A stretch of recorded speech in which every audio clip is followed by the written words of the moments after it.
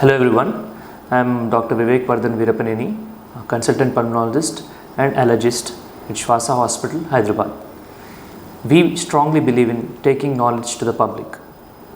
In this drive, we would like to give more knowledge about diseases like allergies, asthma, COPD, ILD, pneumonias, pleural effusions and other lung diseases from which a lot of people are suffering, and that is increasing day by day. Incidence of allergies, incidence of asthma, everything is going up every single day in our country and also all over the world. This series of videos is a part to educate you all. Let us discuss about asthma. Asthma is a disease of lungs. Lungs are the organs that are here in the chest. There are two lungs here. In those lungs we have breathing tubes which are supposed to be like this. These tubes when open will not cause any problem. You won't have any breathing difficulty or cough or wheezing. Air just flows easily and comes out without any effort. You won't even realize that you're breathing. So that is normal. But when the airways become like this, that is if they're completely blocked or even partially blocked, you may feel some difficulty in breathing the air like this. You may keep doing this sometimes all through the day, especially when you're exposed to some strong smells or dust or smoke or any kind of triggers, like some people may have it after drinking cold water or taking cold items. Some may have it after exposure to some kind of smells or smoke. Some may have it while exposure to dust. So it depends on what you're sensitized or sensitive to. Your lungs are very hyper reactive. They block like this, and that causes all the symptoms. So what are the symptoms of asthma? Asthmatics usually suffer with tightness or heaviness of the chest. They feel that something is heavy or tight here, or when they do like this, they may experience some kind of pain here, and they may keep doing this. They may find it hard to breathe, and they may take large breaths through their mouth sometimes all through the day. Apart from this, they may have breathing difficulty, cough, which may or may not be associated with phlegm, that is sputum. That phlegm can be very sticky, or it can be colored if it is infective. And apart from that, patients usually wheeze. Wheeze is a sound that is heard like whistles, like many whistles. So that whistling sound is usually heard when a person is is exercising, or in the nights when asthma severity increases. We call it asthma attacks or exacerbations of asthma. That is when these patients may experience wheezing, and usually asthmatics will have disturbed sleep. They may not slip into the sleep easily, or they may be awakened by this breathing difficulty or cough from the sleep. So there is no peaceful sleep. When they wake up in the morning, they don't really feel energetic or active, and they suffer with all these problems that I've mentioned till now. And the life is quite terrible, and the quality of life is very less in these patients depending on the severity. Asthma is a disease that grows with you if you don't control it. If you have to control asthma. There is nothing like you'll outgrow asthma. Previously there was a concept that children will outgrow their asthma. It is not like that. Of course some people may do outgrow asthma, but you really can't tell who will outgrow asthma. So as a doctor, it is our duty to treat the patients whenever they come to us and give the proper medication and relieve the symptoms that the patient is suffering from. So what are the diagnostic tests that we have in diagnosing asthma? Asthma can be diagnosed by tests like spirometry, that is pulmonary function test, where we ask you to blow the air or breathe the air hard, and we will check the capacity or the caliber of your airways. So if the caliber of this airways is compromised, that is if it is decreased, then the air that passes is very less. So the loops, the flow volume loops or time volume loops, the size will decrease. Then we'll diagnose asthma depending on that. But sometimes, in spite of the test being normal, you may still be suffering with asthma. So there is no 100% diagnostic test for this, but most likely PFT will give us results. And apart from that, a chest X-ray to rule out any other problems apart from asthma is also advised. So once we go through these tests, and if required some other blood tests, then we go on to the treatment. Treatment of asthma is very challenging, and it's not new. Asthma is a disease that's there since a long time, but the medicines have evolved. Just like how our phones got updated, our medicines also got updated. So previously they used to take a lot of tablets or syrups or even inhalers called as relievers for asthma, but nowadays we have very good treatment available in the form of inhalers or even rotahalers, where you deliver a specific amount of drug directly to your lungs. So you are avoiding the drug from going into other organs, thereby you are avoiding side effects. So these medicines, when you inhale, they go into the lungs. They open the tubes that are blocked like this over the time like this, so that the patient will start experiencing normalcy. He will not have breathing difficulty or cough or wheezing. So these medicines have to be used like a course for a long duration of time. Some patients may require it for few months, but most of them may require it for many years. And this can be quite disturbing for few patients. They don't like to use medicines for multiple years, and they would like to have some permanent solution for this.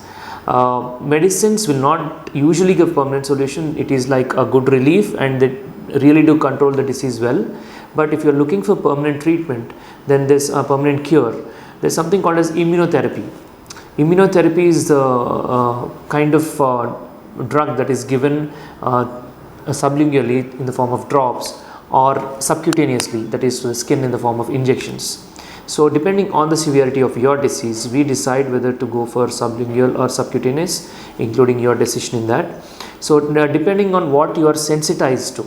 So we do a test called a skin prick test, or sometimes immunocap, where we look at what you are sensitized really. Is it dust mite? Is it pollen grain? Is it something else that your body got sensitized to, that your body is reacting, that you are having allergic to? Suppose you are exposed to dust, you immediately get some kind of cough or breathing difficulty or even sneezing or runny nose. So we look at what you are sensitized to, then we give that medicine to you, and that course is for a long time. It is usually for 3 years, and for better results we do sometimes continue it for up to 5 years. This immunotherapy will give good results in a set of patients who are having allergic asthma. There are patients who have non-allergic asthmas, irritant asthmas, something like that. In those patients, immunotherapy may not be the option. But if you are having allergic asthma, sometimes associated with allergic rhinitis or eczema or some other allergy in the body, then there is a very high chance that you'll recover from this problem, and you will not react to that items that you are previously reacting to, like suppose dust mites or pollen grains. Your body is kind of desensitized to all those. So these are the range of treatments that are available. There are like 4 strong pillars for asthma treatment that you are supposed to understand. One is patient education, the one I am giving you, or the one you learn through the internet from the proper source, or the one you learn through books. So patient education is the most important pillar, and avoidance measures. Avoidance of exposure to dust, avoidance of exposure to pollen grains or pollution, or self pollution like perfumes or deodorants or room fresheners or air fresheners. So if you use those, then you're definitely inhaling some artificial things into the lungs, and that is causing the irritation. So avoiding things like this and taking precautions is the next big pillar. So the third one is medicines, that is pharmacotherapy. The inhalers or the nasal sprays or the medicines that are specifically designed for asthma is the third big pillar, and the fourth pillar is immunotherapy. So when a patient is not responding adequately to all these 3 measures, then we give them an option of immunotherapy, because patients usually don't like to use medicines for such a long time. So when you see them for the first time and advise it, they may not usually take it. But over the time, once they realize that medicine is giving good relief, but again you have to use it for a very long time, but you don't want to, then you go for immunotherapy, which will give good results in a set of patients, not everyone. So these are the four strong pillars of asthma treatment that we strongly believe in, and we do strongly practice at Shwasa Hospital. We strongly believe in patient education right from the beginning, and apart from that we do tell you what are the precautions to be taken, and also pharmacotherapy at its best according to the GINA guidelines, that is the world the best society for asthma guidelines, and immunotherapy whenever required. So this is the overlook of asthma. What is it? What are the symptoms? What is the diagnosis? What is the treatment? And what are the outcomes is also important. So if you treat a patient properly, then he should not be suffering with any of these problems for even a single day, for even a single hour in a day. That means your asthma is controlled. But if you are using medicines, but still your asthma is not under control, that is, you have some kind of breathing difficulty, some kind of congestion, some kind of suffocation feeling, or like this, if you do that hard breaths, or you have wheezing, then your asthma is not under control.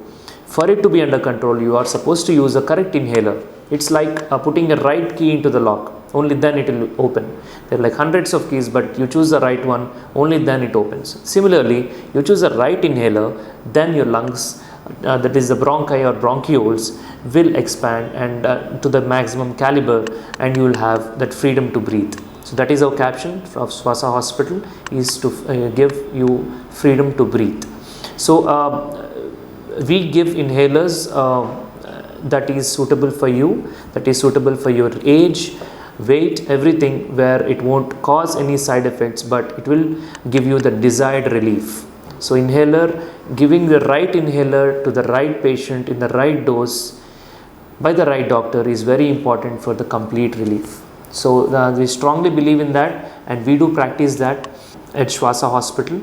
If the patient is sleeping well, if he is able to do his regular activities well, if he is having that good quality of life and there is no breathing difficulty or cough or wheezing, then you can definitely tell that the patient is a well controlled asthmatic, or you're almost relieved from your asthma, where you'll have to take only a single medicine or two to keep it under control. And sometimes, if you're lucky, then that problem may usually go down with good precautions and patient education. So I strongly urge you to recognize the symptoms early and get the best treatment as soon as possible. That will give a better result than going very late to the doctor. No matter which disease it is, you have to go early, that is, you have to recognize the symptoms and then go and get the best medication for good results. Thank you.